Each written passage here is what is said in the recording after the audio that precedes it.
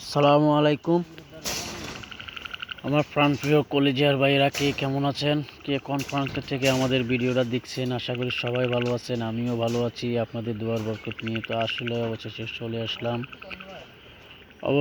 চলে আসলাম একটা ছাদের কাজে। তো আমি তো আসলে কাজের ফাঁকে ফাঁকে আপনাদেরকে বিনোদন দিয়ে যাচ্ছি। তো আমরা আসলে এই যে দেখেন, আমি এই ছাদটার অনেক কিছু আপনাদেরকে আমি দেখানোর চেষ্টা করব। যেহেতু মনে করেন আমাদের এই ছাদের যে একটা কাজটা হচ্ছে এটা, আমরা যদি প্রথম কোনো কাগজটা ভালো করে বিছাই নিই, বিছাই নেওয়ার পরে যাই আমরা এই যে মনে করেন কাগজটার সুন্দর করে আমরা আগে বিমটা বাঁধতে হবে। বিমটা বাইন্দা যদি আমরা এই কাগজটা ভালো করে বিছাই, এরপরে দিয়ে আমরা রডগুলো ফালাই।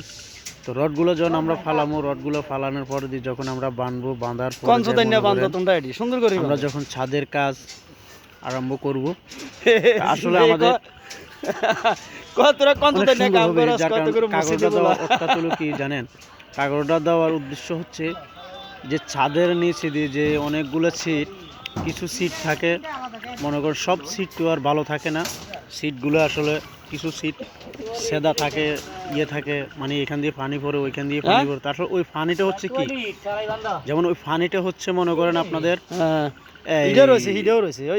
যে আমরা একটা গ্যারাটিনের মতন যে একটা সিমেন্টের পানিটা পড়ে যায়। তো ওই পানিটা যদি আমাদের আটক হয়ে থাকে, তাহলে আমাদের ছাদের জন্য আসলে আমরা সফলতা হব, ছাদের জন্য সফলতা হব। তো